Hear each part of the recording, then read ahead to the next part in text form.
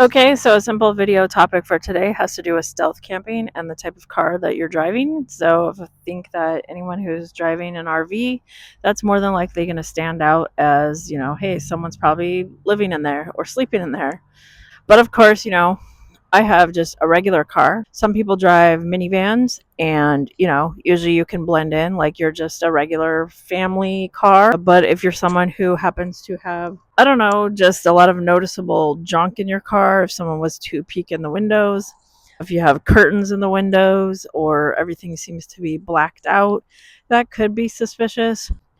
More so, people probably be worried that it's like an undercover police vehicle. uh, but it is something that might draw attention. So, as far as wanting to blend in with the neighborhood, if you're just stealth camping in a residential neighborhood, you might want to keep those things in mind, especially if you're someone who travels all over, collects a whole lot of bumper stickers, and you put those stickers all over your car. And then maybe you have like canoe tied to your roof, something like that. People probably realize that that's just someone traveling through. Someone who has a vehicle like that isn't going to be looked at as much of a troublemaker. But let me just put it this way. I'm someone who always never really wanted to drive such a nice car that it's going to be a target for robbery, because I just thought if you have a really nice car, then that, people might want to steal it. FYI, many years ago, I actually did get a car stolen. So that's probably why it's a concern of mine. It was a Honda Civic. So I won't say that it was a fancy car, but it was a car that does have a history of getting stolen for parts.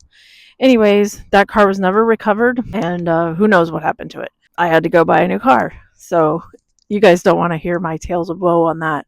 But let's talk about my car that I drive now.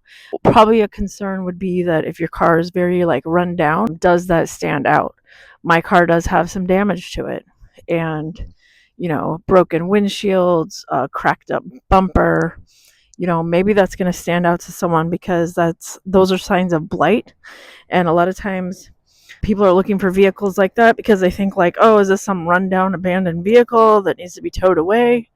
You don't want your car to look so dumpy looking that no one's going to steal an old rundown car, but it may become something that people think is abandoned, and then they'll want to tow it. I'm not sure how well you can see this damage. It's on my back tail light. This is actually from a hit and run incident. So this is just me rambling and talking, or should I say complaining. Basically, I had a car hit me from behind, and then drove away. And it probably doesn't even look like there was much damage there.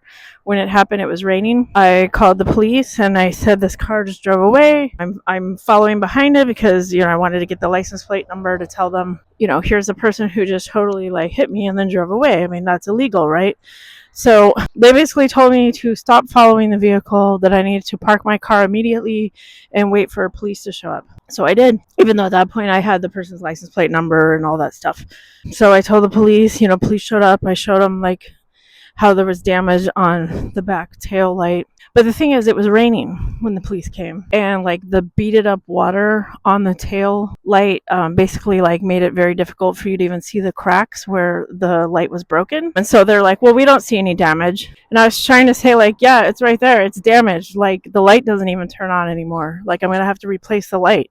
I don't know if it was the light bulb or something disconnected or whatever, but you could clearly see a crack. But they were telling me like, well, we don't see any damage. There's no damage to your vehicle. It's like, okay, fine. Like, if you don't believe me, I'm telling you, here's some person that totally crashed into me and then drove away. I mean, isn't that illegal? Like, sure, I'm not injured. They damaged my car, whether you believe it or not. But I just thought, like, so who knows if that person was drunk? I mean, why did they crash into me? That person might just go on to crash into other people. Maybe that person was like just robbed a bank and is fleeing the scene.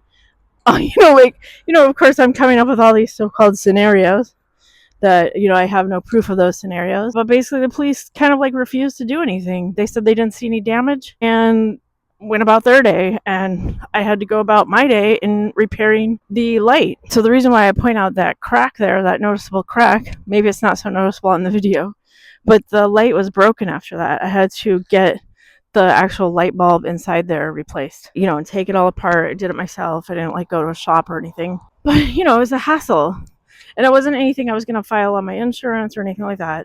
but I just felt like, very disregarded by the police, which, surprise there, right, guys? But, anyways, once it stopped raining and the car was dry, you can clearly see a crack.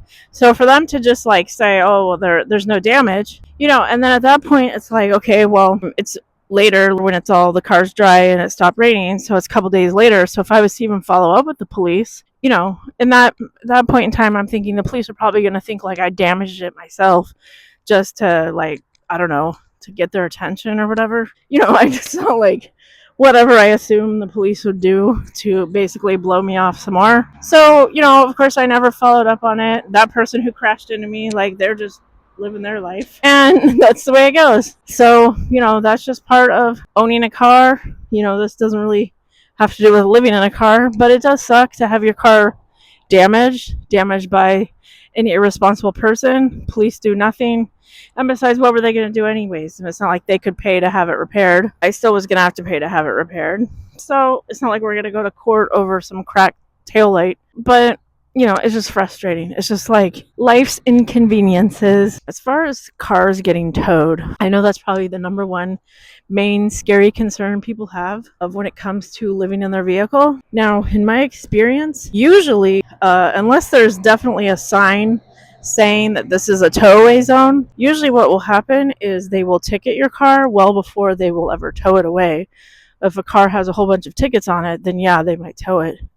But usually getting a ticket is what happens first before you ever get towed. Now, don't mark my words on that, but that usually seems to be what happens. Of course, no one wants to get a ticket because that's just more money you have to pay. But at least you might want to keep that in mind, because if you're concerned about your car being towed away, usually they'll give you a ticket before they ever tow it. Or there'll be a notice put on your car saying that if you don't move this vehicle in 24 hours, it'll be towed.